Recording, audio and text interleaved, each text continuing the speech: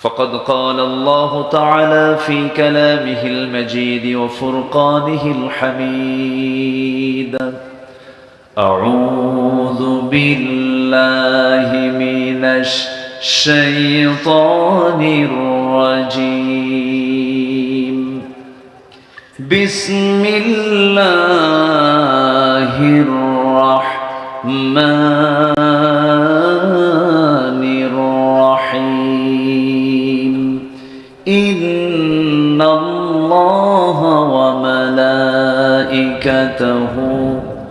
يصلون على النبي يا أيها الذين آمنوا صلوا عليه وسلموا تسليما اللهم প্রাণের অধিকে বেশি জারদান রহমতুল লিল আলামিন প্রাণের অধিকে বেশি জারদান রহমতুল লিল আলামিন জানো কি তোমরা তাহার নাম রহমতুল লিল আলামিন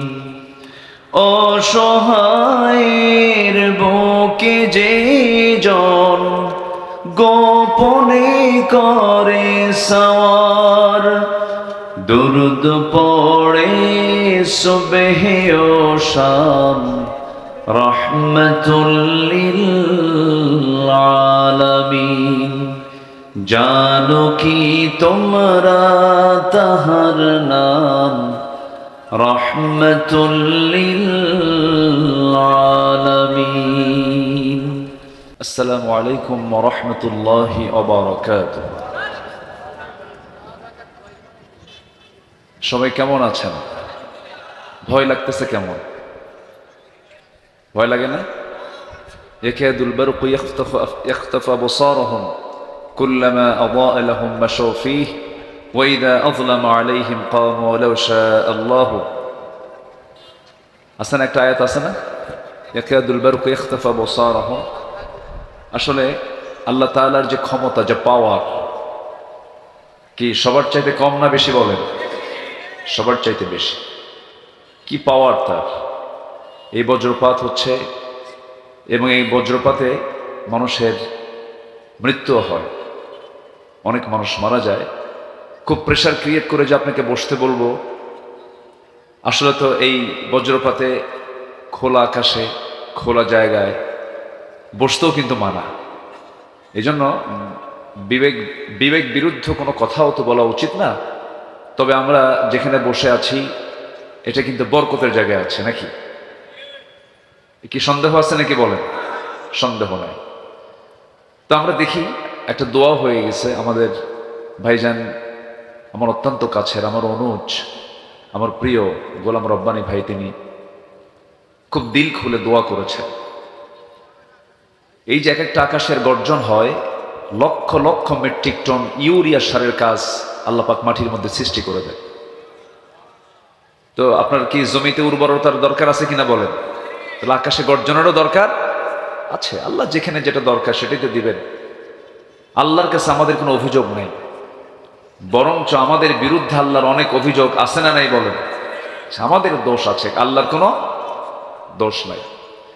তো আমরা ততক্ষণ কথা বলবো যতক্ষণ মোটামুটি যদি বৃষ্টি না আসে। বৃষ্টি আসলে তো আসলে থাকাও কঠিন। আবার মাহফিল কমিটি একটু স্বার্থপরের মতো কাজ করেছে, আমাকে ঢেকে দিলেও আপনাকে ঢাকে নাই, মানে আপনি যান আর হুজুর আপনি থাকে, এই একটা সিচুয়েশনটা তারা করেছে। এখন আমি একটু উৎকণ্ঠায় আছি। আমি যখন আসতেছিলাম এখানে যত মানুষ ছিলেন তার চেয়ে 10 গুণ মানুষ আমার সামনে দিয়ে মনে চলে গেল। প্রচুর মানুষ। আমি রাস্তা দিয়ে আমি উল্টা দিকে উল্টা স্রোতে আমি আসতে পারছিলাম না। স্রোতটা এত বেশি ছিল যে আমার মঞ্চ আসাটাই কঠিন ছিল। তো যাই হোক, আমি আপনারা যদি আমাকে অনুমতি দেন আমি শুরু করতে পারি। বলুন, আপনারা বলুন। অনুমতি দিয়ে কি দৌড় মারবেন না থাকবেন? সবাই থাকতে রাজি আছেন তো ইনশাআল্লাহ? আচ্ছা, নামাজে ইমাম সবার আগে না সবার পিছে? আচ্ছা, ইমাম নামাজ না শেষ করেই যদি ইমামের নামাজ শেষ হয়নি মুসল্লি যদি দৌড় মারে, এটা আদর্শ মুসল্লির কাজ নাকি? তাহলে আজকের মাহফিলে যিনি বসে আছেন এই মঞ্চে এই চেয়ারে, আব্দুল আল আমিন কিন্তু না, ইনি এখন এই মুহূর্তে এই মাহফিলের ইমাম। তো ইমাম মাহফিল থেকে আগে যাবে না শ্রোতা আগে যাবে? বলেন বলেন। এখন শ্রোতা আগে যাবে, কাম সারছে, বস আমার হবে। কে আগে যাবে বলেন? হ্যাঁ, ইমাম আগে যাবেন। ইমাম তো দূর থেকে আসছেন, উনি আসছেন সেই গাইবান্ধা থেকে। আর আমার প্রোগ্রাম ছিল গতকাল হলো কাতারে। কাতার বুঝলেন তো, মিডিল ইস্টে। আর এখান থেকে প্রায় 3000 কিলোমিটার দূরে আমি কালকে বিকালবেলা এসেছি, কাতার থেকে আসছে এই প্রোগ্রামে পার্টিসিপেট করার জন্য আসছে। মানে আজকে আমার আসার কথা ছিল না। দায়িত্ব কাঁধে আছে, তো এটা দায়িত্ব পালন করা তো ওয়াজিব। একটা দায়িত্ব নিলে আমানতের খেয়ানত করা ঠিক না, ওয়াদা রক্ষা করা উচিত। এটা ইমানদারের ইমানের রক্ষার একটা কন্ডিশন এটা। তো আসছে, যাই হোক, আমি কিছু কথা ভাঙ্গাচোরা বলতে চাচ্ছি ভূমিকা ছাড়াই। আমাকে সময় দিচ্ছেন তো নাকি? সবাই বলি সাল্লাল্লাহু আলাইহি ওয়াসাল্লাম। পৃথিবীর সৃষ্টির সৌন্দর্যের তালিকায় থাকা এক অনুপম সৃষ্টি, অনুপম সৌন্দর্য, যাকে দেখার জন্য গোটা পৃথিবী থেকে মানুষ ছুটে আসে যে বনটার দিকে। অসুন্দর না সুন্দর? সুন্দরবন লাগোয়া সাতক্ষীরার কালীগঞ্জ উপজেলার শেহারা বুজ্র পাটলিয়া যুব কমিটি কর্তৃক আয়োজিত আজকের এই মহৎ আয়োজনের সম্মানিত সভাপতি, বরেণ্য অতিথিবৃন্দ, আজকের মাহফিলের বরেণ্য অতিথি, জননন্দিত আলেমে দ্বীন ওয়াইজ, আমার স্নেহধন্য মাদ্রাসায়ে নূরে মদিনার সম্মানিত প্রতিষ্ঠাতা পরিচালক হাফিজুল কোরআন মাওলানা গোলাম রব্বানী যুক্তিবাদী। কথা বলেছেন সাতক্ষীরার কৃতি সন্তান মাওলানা এম মিরাজ হোসাইন। উপস্থিত উলামায়ে কেরাম, ফদলাইজান, সুশীল সমাজ, জাতির শ্রেষ্ঠ সন্তান শিক্ষক মণ্ডলী, জাতির বিবেক সাংবাদিকবৃন্দ, মিডিয়ার কর্মী ভাইরা, সামনে উপস্থিত দূরে কাছের বিভিন্ন স্থান থেকে ছুটে আসা সম্মানিত প্রাণপ্রিয় দ্বীনী ভাইরা, আড়ালে অবস্থানরত সম্মানিত মা বোনেরা। আলোচনার প্রথমে এই আনুষ্ঠানিকতার মধ্য দিয়ে আমার পক্ষ থেকে আবারও দিল খোলা সালাম, আসসালামু আলাইকুম। আসসালামু আলাইকুম। জি, এখন কি মন ভালো আছে তো নাকি? বলি আলহামদুলিল্লাহ। আর মাত্র 13 দিন পর গুরুত্বপূর্ণ একটা ইবাদত আমাদের মাঝে হাজির হচ্ছে, এটা বিশেষ আনন্দের দিনও বটে। দুটো আনন্দ এই উম্মতের জন্য। কয়টা আনন্দ বলেন? একটা ঈদুল ফিতর, আরেকটা কি? ঈদুল আজহা। আমার ভাইজান তিনি অনেক সুন্দর আলোচনা তুলেছেন, আমি জোর করেই চলে আসলাম। আমি সব কথাগুলো মনোযোগ দিয়ে শুনছিলাম, কিন্তু আকাশের পরিস্থিতি এমন, মানে অল্প সময়ের মধ্যে দুজনের হকটা আদায় করতে হবে। কমিটি বললেন, হুজুর আপনি যা আছে কপালে আপনি চলেন। আমি আসতে বাধ্য হলাম। আমার ভাইয়ের আলোচনার একটা অপরিপূর্ণতা থেকে গেল, উনি পরিপূর্ণ করতে পারলেন না। আবার এদিকে মাহফিলের বৃহত্তর স্বার্থের দিকে তাকিয়ে আমাকে আসতে হয়েছে। এই জন্য আমি আমার ভাইজানের কাছে একটু ক্ষমা সুন্দর দৃষ্টি কামনা করছি। আমি জোর করে চলে আসছি। তো সম্মানিত ভাইয়েরা, আর মাত্র 12 দিন পর কোরবানি। এই কোরবানি কারো কারো জীবনে 50 বার এসেছে, এরকম লোক আছে না নাই বলুন? কারো কারো জীবনে 60 বার আসছে। কিন্তু কোরবানির অর্থ কি, ব্যাখ্যা কি, এটা বোঝেন না। উনি বোঝেন একটাই, যে ওই দিন গরু অথবা ছাগল কিনতে হবে, জব করলে কোরবানি হয়ে গেল। লা ইয়ানালাল্লাহু লুহুমুহা ওয়ালা দিমাউহা ওয়ালাকিন ইয়ানালুহুত তাকওয়া মিনকুম। আল্লাহর কাছে কোনো গোশত, কোনো রক্ত পৌঁছে না। তাহলে আমরা গরু জব করি, ছাগল জব করি, তাহলে পৌঁছেটা কি? কি পৌঁছে, এই বিষয় নিয়ে আমি হালকা কিছু কথা বলতে চাচ্ছি। আকাশের গর্জন হয়তো হবে, আমি শুধু আপনাদেরকে এতটুকু আকুতি জানাবো, মেহমানকে সম্মান করা কিন্তু ওয়াজিব, এটা একটা বিষয়। যদি ফোঁটা পড়ে, যদি বৃষ্টির ফোঁটা পড়ে, আমরা দোয়া করে দেব। কি আমার কথাকে বুঝতে পারলেন আপনারা? এতটুকু সময় কি আমাকে দেবেন না আপনারা? এত কষ্ট করে আমি সেই কাতার কোথায়, মক্কার ধারে, গতকাল আমার এই মাহফিলটাকে বাস্তবায়ন করার জন্য আমার ওখানেও প্রোগ্রাম ছিল। আমি হঠাৎ একটা সফরে গিয়েছিলাম। তা আমি যদি আপনাদের এই ওয়াদাকে রক্ষা করার জন্য যদি এত কষ্ট করে আসতে পারি, বৃষ্টি না হওয়া পর্যন্ত আমরা থাকব। জোরে বলি ইনশাআল্লাহ। আপনার এই অল্প লোকের কথা, যারা হাজার হাজার লোক আসছিলেন, তাদের কাছে এই মেসেজটা একটু পৌঁছায় দিবেন, একটু বলে দিবেন, বাল্লিগু আন্নি ওয়ালাউ আয়া, একটু বলে দিবেন, হয়ে যাবে। মাহফিল আল্লাহ পাক কবুল করুন, জোরে বলি আমিন। লক্ষ লক্ষ মানুষ মাহফিলে, কিন্তু মাহফিল কবুল হয়নি। কিন্তু মাহফিলে মাত্র হয়তো 200-400 মানুষ, কিন্তু মাহফিল কবুল হয়ে গেছে। বলুন তো, কবুল দরকার আগে না লোক দরকার আগে? বলেন কি দরকার আগে? ইন্নী দাউতু কওমি লাইলা ওয়া নাহারা। নূহ আলাইহিস সালাতু ওয়াস সালাম তিনি দিনে এবং রাতে কালিমার দাওয়াত দিয়েছেন 24 ঘন্টা। ইন্নী দাউতু কওমি লাইলা ওয়া নাহারা। তার দাওয়াতে 900 বছরের সাড়া দিয়েছে মাত্র 80 থেকে 90 জন মানুষ। বলুন, আল্লাহর নবী নূহ আলাইহিস সালামের দাওয়াত কি ব্যর্থ ছিল? বলেন ব্যর্থ ছিল? তার দাওয়াতের ফলাফল কি? তার বউটাও কালেমা পড়ে নাই, তার ছেলেটাও কালেমা আনে নাই। হতাশার কোনো কারণ নেই। একটু বসুন। অল্প সংখ্যক লোকই জান্নাত পাবে, অল্প সংখ্যক লোকই আল্লাহওয়ালা হয়ে থাকে। কাম সারছে। এই বৃষ্টির ঘনত্ব একটু বাড়ুক, একটু পড়লো দেখি আপনি এখন শর্ত পূরণ করেন, এটা কেমন কথা? একটু বসেন। তো কোরবানি আমরা আগামীতে দেব এই 13 দিন পর। এই কোরবানি যদি কবুল হয় কারো, আল্লাহ পাক তার জন্য জান্নাত ওয়াজিব বানায় দিবে। কিন্তু কোরবানি তো আমরা দিচ্ছি, কিন্তু কোরবানি তো কবুল হচ্ছে কিনা এটাই তো আমাদের প্রশ্ন। কোরবানি কিসে কবুল হবে? কোন গুণ অর্জন করলে পরে বান্দার কোরবানি কবুল হবে? যে গুণগুলো উপস্থিত থাকলে বান্দার গুণাগুলো কোরবানি কবুল হবে, সেই গুণগুলো কি কি? আল্লাহ রাব্বুল আলামিন বলেন,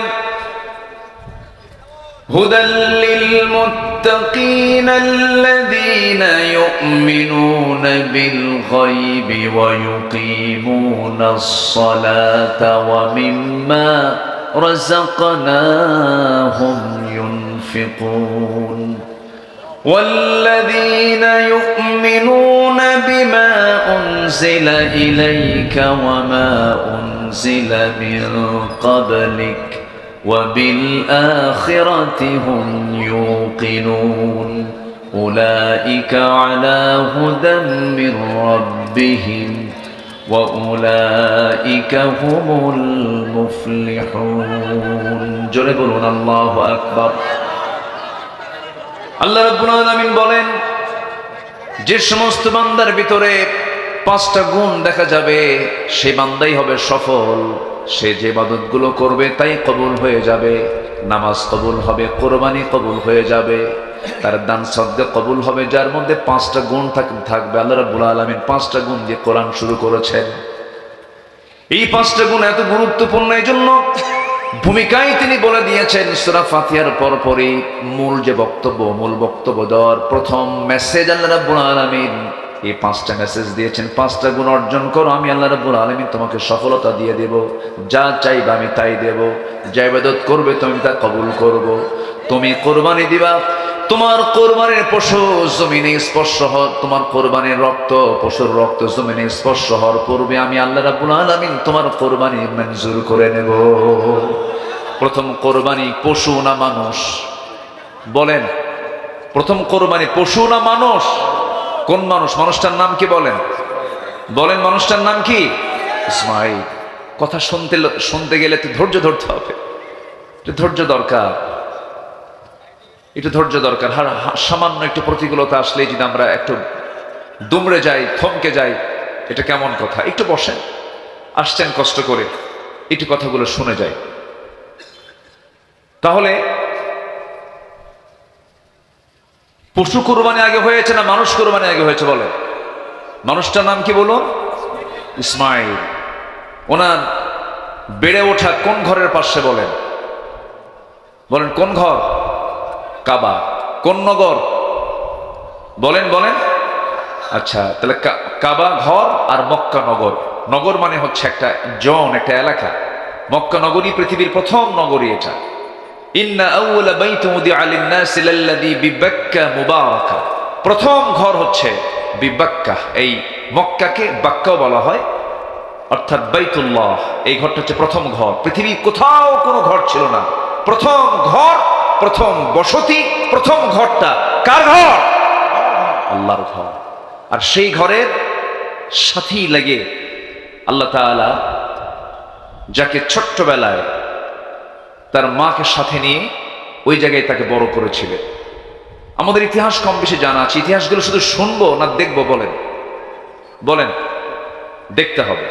আল্লাহ তুমি প্রত্যেক বান্দাকে এই স্মৃতিগুলো, এই ইতিহাসগুলো বাস্তবে দেখার তৌফিক দিয়ে দাও। দেখার জন্য কোন নগরে যেতে হবে বলেন? কোন নগরে যেতে হবে? মক্কা নগরে যেতে হবে। মক্কা নগরে যেতে এখন বেশি বেশি টাকা পয়সা লাগে না ভাই।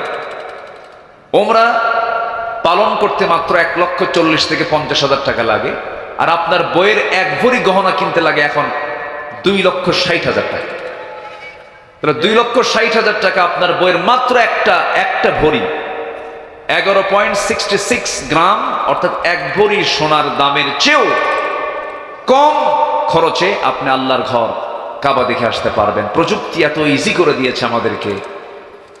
এই আধুনিক বিমান যানবাহন এত ইজি করে দিয়েছে যে, আর ওই গজলটা মনে বড় আশা ছিল যাব মদিনায়, এটা যে সময়ে লেখা সে সময় খুব কঠিন ছিল। কিন্তু ওই সময় যদি এই সময় ওই কবি বেঁচে থাকতেন তাহলে এই গজলটা আর উনি আর লিখতেন না। খুবই সহজ, এত দ্রুত যাওয়া যায় যে আপনি এক ঘুমে এখান থেকে ঢাকা যেতে লাগবে 7 ঘন্টা, আর ঢাকা থেকে মক্কা যেতে লাগবে মাত্র 4 ঘন্টা। আল্লাহু আকবার।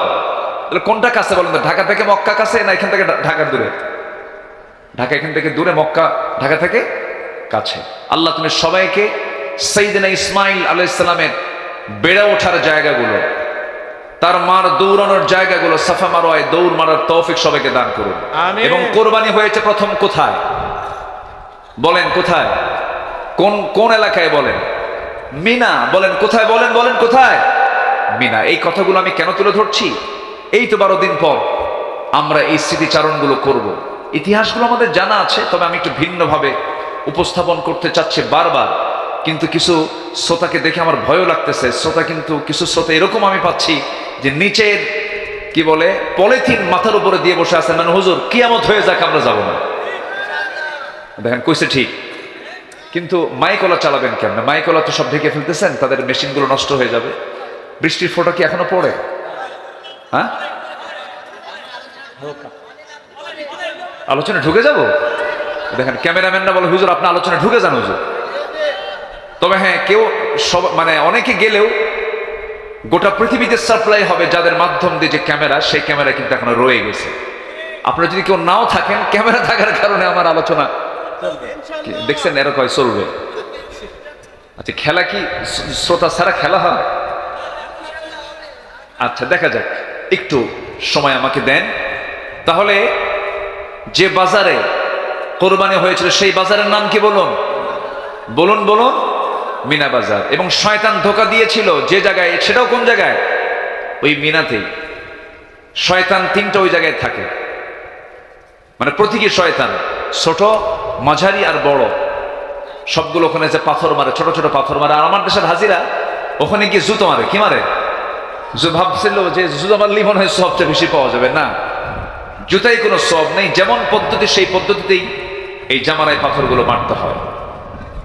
সম্মানিত ভাইয়েরা, কি করবে? এর মধ্যে তো কথা বলা মুশকিল। একটু আমার দিকে কান লাগাবেন, একটু মনোযোগ দেন সম্মানিত ভাইয়েরা। তাহলে সেই কোরবানির সামনে 12 দিন পর আসছে। সেই কোরবানি আমরা দেব। পশুর কোরবানি আমরা অবশ্যই সম্পাদন করব। কিন্তু দিন কায়েমের জন্য নিজের জীবনকেও যে কোরবানি করতে হবে, ঈমান রক্ষা করার জন্য, জান্নাত প্রাপ্তির জন্য এমন চেতনা লালন করার দরকার সবার মধ্যে আছে না নাই? যার মধ্যে নামাজ কায়েমের চেতনা নাই, যার মধ্যে যাকাত ভিত্তিক অর্থনীতি প্রতিষ্ঠা করার চেতনা নাই, যে ব্যক্তি একামতে দিনের বিরোধিতা অবলম্বন করেন, যিনি ইসলামী আন্দোলনকে অস্বীকার করেন, যিনি মুসলমান হয়ে রাসূলকে শুধু নামাজে, রোজায়, ইবাদতে, দাড়িতে, মিষ্টিতে, মিসওয়াকে সুন্নাত হিসেবে মানেন, রাষ্ট্রীয় ব্যবস্থায় রাসূলকে যারা মানতে চান না, অবশ্যই তারা নবীর উম্মত নন, ভণ্ড, প্রতারক। সম্মানিত ভাইয়েরা, সামনের এই কোরবানির তাৎপর্যের সংক্ষিপ্ত সার আমি আপনাদেরকে বলি। আমি আমার আলোচনার ইতি টানতে চাই, পরিবেশ যেহেতু অ্যালাউ করছে না। সেটা হচ্ছে বাংলার এই সবুজ ভূখণ্ডে দিন কায়েমের জন্য যেমন করে আমরা কোরবানিতে আমাদের পশু রক্ত জমিনে ঝরিয়ে ফেলি, এই জমিন আল্লাহর দিন কায়েমের জন্য যদি প্রয়োজনে আমাদের দেহের রক্ত জমিনে ঝরাতে হয়, সবাইকে রাজি আছেন? রাজি আছেন কারা কারা? হাত উঁচু করে দেখান মুসলমান।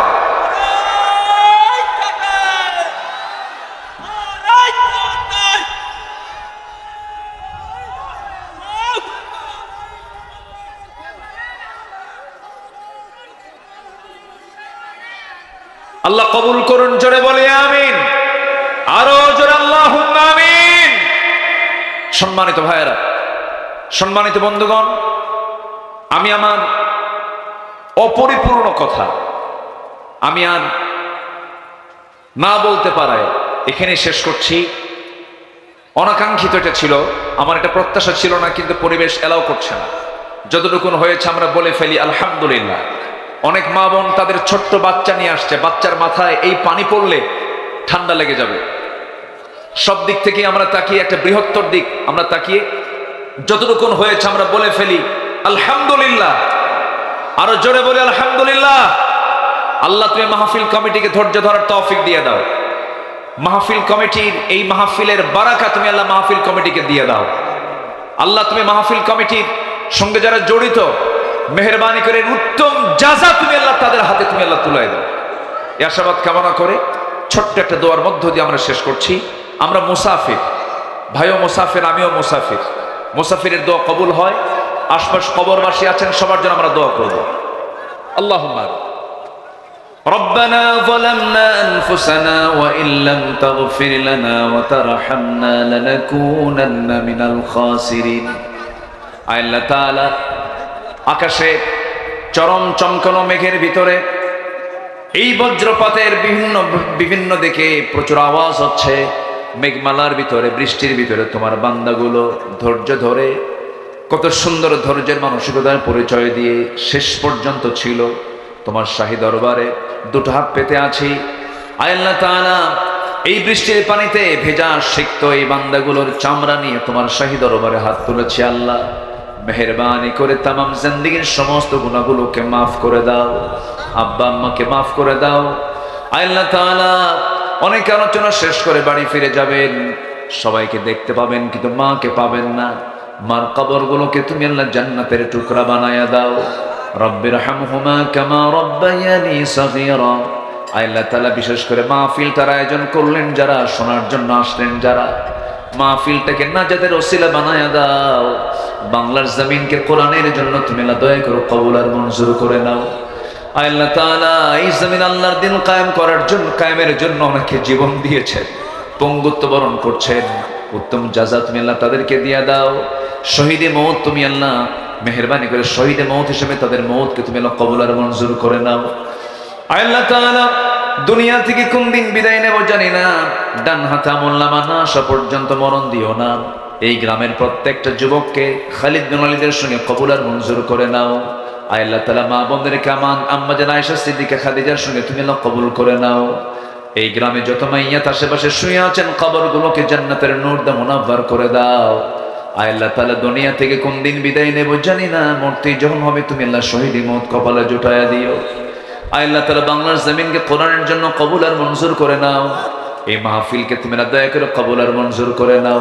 মাহফিলে বরকত, বৃষ্টি বরকত, দুই বরকতে ধন্য করো এই মাহফিলটাকে। দুনিয়া থেকে কোন দিন বিদায় নেব জানি না, তবে যেদিন চলে যাব আমাকে টেনে হেঁচড়ে বৃষ্টির ভিতরে আমাকে আর কেউ আটকাবে না। কবরে শোয়া দেবে, বাঁশ চাপা দেবে, মাটি চাপা দেবে। 24 ঘন্টায় মাথার চুলের পতন, 3 দিনে চোখের দৃষ্টিশক্তি শেষ হয়ে যাবে। আয় আল্লাহ তাআলা চামড়াগুলো গলে গলে পোকার পেটের খাবার হয়ে যাবে। ও আল্লাহ 7 দিনের মধ্যে পেটের নাড়িভুড়ি সব চোখ মুখ কান নাক দিয়ে বের হওয়া শুরু হয়ে যাবে।